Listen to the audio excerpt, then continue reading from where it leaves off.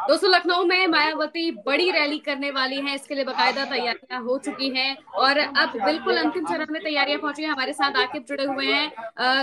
आप उस स्थल पर हैं जहां पर ये कार्यक्रम हो रहा है, काशीराम स्मारक पर। तो वहां पर अभी किस तरीके से तैयारियां चल रही हैं आकिब? जी महिमा जी, कल मान्यवर काशीराम जी की पुण्यतिथि है। उसके अवसर पर बहुजन समाज पार्टी एक बड़ी जनसभा कर रही है और मेरे पीछे आपको वो मंच नजर आ रहा होगा जहां से कल मायावती लाखों लोगों को संबोधित करेंगी और हम्म। उनके साथ उनके भाई आनंद कुमार और उनके भतीजे आकाश आनंद भी रहेंगे और बहुजन समाज पार्टी के राष्ट्रीय महासचिव सतीश चंद्र मिश्रा रहेंगे और विश्वनाथ पाल जी रहेंगे जो कि प्रदेश अध्यक्ष है बहुजन समाज पार्टी के। वो मंच आप देख चुकी हैं, पूरी तरीके से सज गया है और तमाम जो वरिष्ठ नेता हैं दूसरी पंथी के वो भी इस मंच पे रहेंगे। पहली बार ऐसा होगा बहुजन समाज पार्टी की रैली में कि मायावती के साथ कोई मंच साझा करेगा। नहीं तो आपने देखा होगा इससे पहले तमाम रैलियां और तमाम जनसभाएं हुई, इसी पर हम बात उसमें करने वाले थे। मायावती जी अकेले करीब खड़े सात रहते थे। जी कुर्सियां मंच पे लगाई जाएंगी। इन कुर्सियों में और कौन बैठेंगे? जी, अभी देखिए जो नाम सामने आए हैं वो मायावती जी के भाई जो हैं आनंद कुमार, उनके भतीजे जो हैं आकाश आनंद और बसपा के जो राष्ट्रीय महासचिव हैं सतीश चंद्र मिश्रा और विश्वनाथ पाल जी। और उसके बाद जो दूसरी पंथी के जो नेता हैं वो उनके साथ हम्म। मंच साझा करेंगे।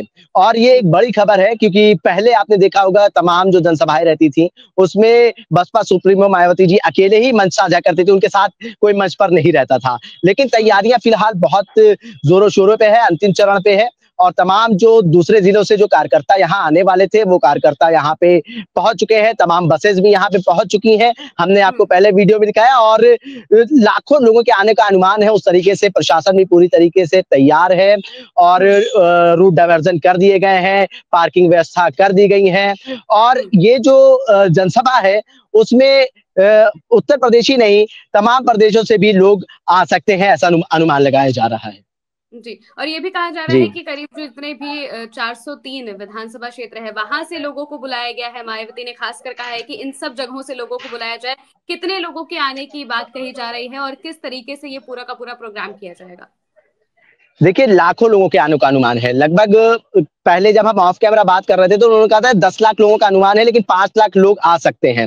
आप देखते हैं कि ये कितना सफल कार्यक्रम बहुजन समाज पार्टी के फलस्वरूप रहता है क्योंकि यही कार्यक्रम 2027 विधानसभा की रूपरेखा तय करेगा और जो खोया हुआ जनाधार है बहुजन समाज पार्टी का वो वापस लाएगा। क्योंकि ऑफ कैमरा हम जब बात कर रहे थे, क्योंकि ऑन कैमरा बहुत सारे ऐसे नेता हैं बहुजन समाज पार्टी के जो बात करने के लिए तैयार नहीं होते हैं, लेकिन उनका ये कहना था जब हमने सवाल करा कि कितने लोग इस जनसभा में रहेंगे और काशीराम स्मारक स्थल पहुंचेंगे और क्या क्या कुछ व्यवस्था है, उन्होंने कहा था कि देखिए 20 लाख लोग आ सकते हैं और ये उम्मीद है कि लगभग 10 से 5 लाख लोग तो आएंगे ही आएंगे। लेकिन जो जिस तरीके से जो आंकड़े दिए जा रहे हैं बहुजन समाज पार्टी के नेताओं की तरफ से, वो ये अगर सही रहे, फुलफिल कर गए वो आंकड़े, बहुजन समाज पार्टी के कार्यक्रम में जनसभा में इतने लोग आ गए तो ये मानिए कि उत्तर प्रदेश की राजनीति में एक बड़ा भूचाल आ जाएगा। आप ये समझिए कि बहुजन समाज पार्टी के जो खोया हुआ जनाधार था, जो खोए हुए वोटर थे, वो वापस आ जाएंगे, ऐसा अनुमान लगाया जा सकता है। क्योंकि अगर मान लीजिए 5 लाख लोग आ भी जाते हैं इस जनसभा में तो उन 5 लाख लोगों को वोटर्स में कैसे कन्वर्ट करेंगी मायावती जी, ये एक बड़ा सवाल रहेगा। लेकिन दूसरी जो पार्टियां हैं, खास तौर से सत्ताधारी पार्टी भारतीय जनता पार्टी के लिए मैं बात करूं, अगर ये सफलतापूर्वक कार्यक्रम हो जाता है, 5 से 10 लाख लोग आ जाते हैं और मायावती को अपना नेता मान लेते हैं, जनाधार वापस आ जाता है, तो भारतीय जनता पार्टी को भी बड़ा नुकसान हो सकता है। समाजवादी पार्टी को तो नुकसान होगा ही होगा, तमाम जो विपक्षी पार्टियां उनको भी नुकसान होगा, लेकिन बड़ा नुकसान भारतीय जनता पार्टी को भी हो सकता है। लेकिन अब देखिए कल क्या कुछ यहाँ की दुर्दशा रहती है, कितने लोग यहाँ आते हैं, कितने लोग इकट्ठा होते हैं, क्योंकि तैयारियां बड़े जोरों शोरों पर है। लाखों लोगों के आने का अनुमान है। तमाम जो तैयारियां हैं प्रशासन की तरफ से भी करी गई है, तमाम जो बंदोबस्त है बहुजन समाज पार्टी के लोग भी कर रहे हैं। चारबाग रेलवे स्टेशन की मैं अगर आपको बात बताऊं, चारबाग रेलवे स्टेशन पर एक बड़ा पंडाल लगा है बहुजन समाज पार्टी का। जो लोग ट्रेन से आ रहे हैं उनको रिसीव करा जा रहा है, उनका नाम लिखा जा रहा है और किसी किसी तरीके की कोई अव्यवस्था ना हो उनके साथ, रहना, रुकना, खाना, पानी, नहाना, सारी व्यवस्था बहुजन समाज पार्टी के लोग उनको करके दे रहे हैं। एक बड़ा मजमा कल यहाँ पे लग सकता है, जिस तरीके से यहाँ पे अभी दूसरे जिलों से लोग आ गए हैं, बसेज आ गई हैं। कल का अगर अनुमान लगाया जाए तो हाँ, काफ़ी भीड़ हो सकती है। जी, महिमा। आखिर कितनी देर तक ये कार्यक्रम चलने वाला है और इसमें खास तौर से किन लोगों को जुटाने की कोशिश बीएसपी कर रही है? सिर्फ दलित समाज को ही जुटाने की कोशिश है या फिर इनसे ऊपर उठकर सर्व समाज की बात करने वाली है मायावती? क्योंकि कल क्योंकि कल का जो दिन है महिमा जी, वो मानवर काशीराम जी की पुण्यतिथि है, परिनिर्वाण दिवस है। उसके मौके पर बहुजन समाज के लोगों को ज़्यादा यहाँ पे महत्व दिया जाएगा और वो ज़्यादा लोग यहाँ पर आएँगे। लेकिन ये कहना गलत नहीं होगा कि जनरल कास्ट के लोग भी यहाँ पे आएँगे, क्योंकि सतीश चंद्र मिश्रा भी एक बड़ा चेहरा है। तो उनके जो समर्थक होंगे, उनके जो मानने वाले होंगे, वो भी यहाँ पे आएँगे और पिछड़े वर्ग के भी लोग यहाँ पे आएँगे। लेकिन सबसे बड़ा जो ये कार्यक्रम का आयोजन है, वो मान्यवर काशीराम जी के पुण्यतिथि के अवसर पर, तो बहुजन समाज के लोगों के आने की ज़्यादा संभावना है और वो रहेंगे भी। और लेकिन सतीश चंद्र मिश्रा के पास एक अच्छा मौका है कि वो अपना दमखम दिखा सके, बड़े चेहरों को बड़ी तादाद में जनरल वोटर्स को, जनरल कास्ट के वोटर्स को, जनरल लोगों को यहाँ पे ला सके, इस कार्यक्रम का हिस्सा बना सके। तो उनका जो मुकाम है मायावती की नजरों में वो बढ़ जाएगा। एक अच्छा मौका है सतीश चंद्र मिश्रा के पास ये। और ये कार्यक्रम कब से शुरू होने वाला है? कितनी देर तक मायावती स्टेज पर रहेंगी? इसके बाद क्या करने वाली हैं वो?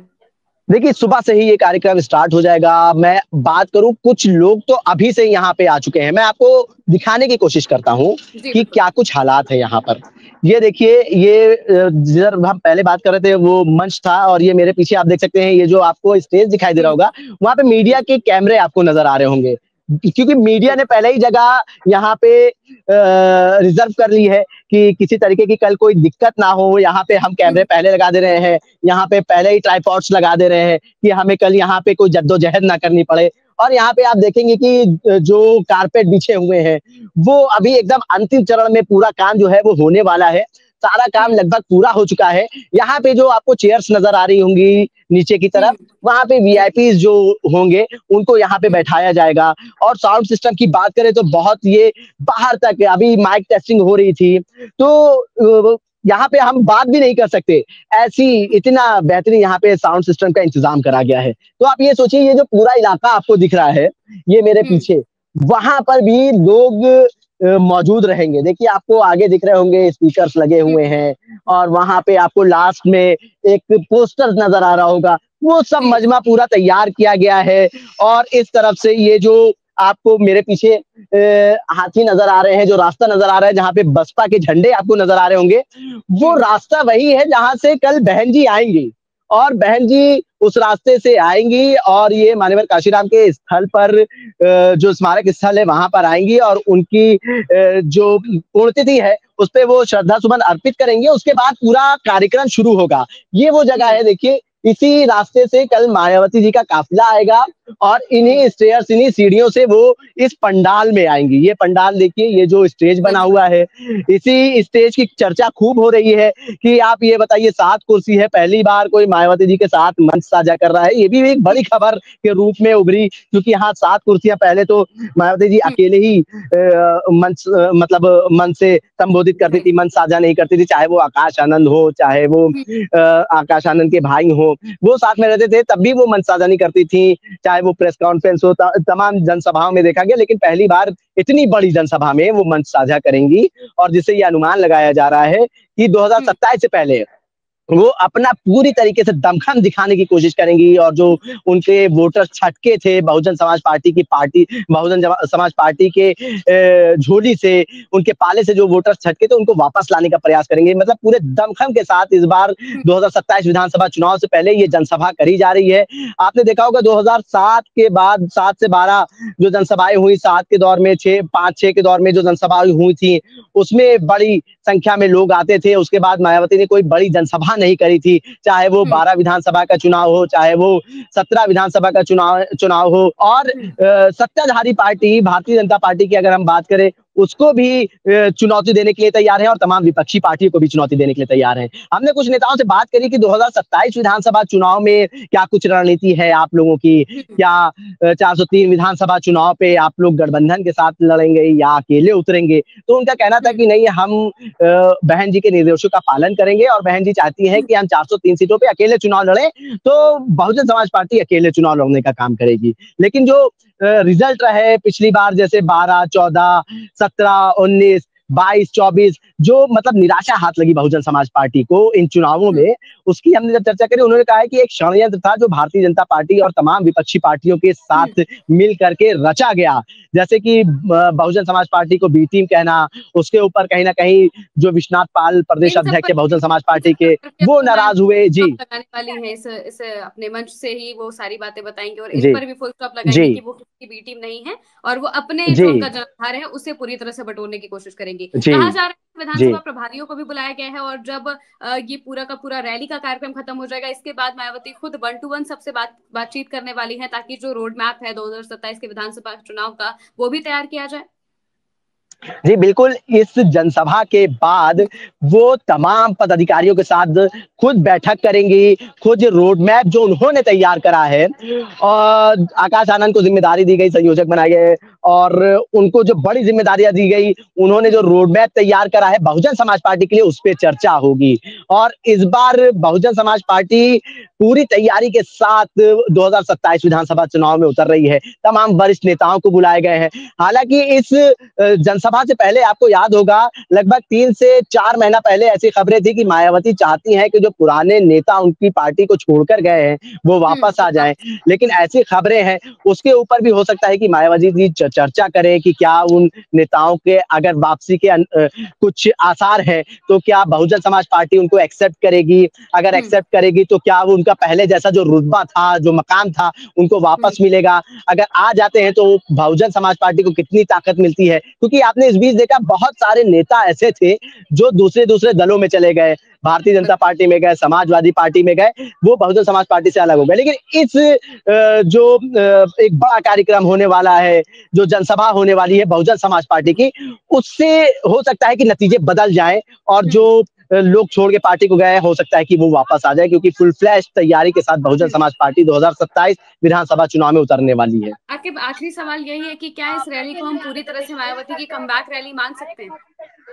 जी, बिल्कुल मान सकते हैं। मैंने आपको बताया कि 2007 के दौर में आपने देखा था जब विधानसभा का चुनाव था, मायावती बड़ी-बड़ी जनसभाएँ करती थी। लेकिन हम्म। आपने 2007, 2012, 12 विधानसभा में आपने नहीं देखा, 14 लोकसभा में नहीं देखा, 17 विधानसभा में नहीं देखा, 19 लोकसभा में नहीं देखा आपने, 22 विधानसभा में नहीं देखा, 24 लोकसभा में नहीं देखा। कोई जनसभा मायावती जी ने नहीं करी। हाँ, रैलियाँ करी बड़ी-बड़ी लेकिन कोई जनसभा बड़ी नहीं करी। हम्म। ये 2007 के बाद आप ये देखिए ये कि बड़ी जनसभा करने वाली है मायावती जी, जिसमें लाखों लोगों के आने का अनुमान है और हम्म। ये अगर सफल हो गई रैली, अगर ये रैली सफल हो जाती है, तो बहुजन समाज पार्टी को बहुत फ़ायदा पहुँच सकता है 2027 विधानसभा चुनाव से पहले। बिल्कुल, आपका बहुत बहुत शुक्रिया हमारे साथ जुड़ने के लिए।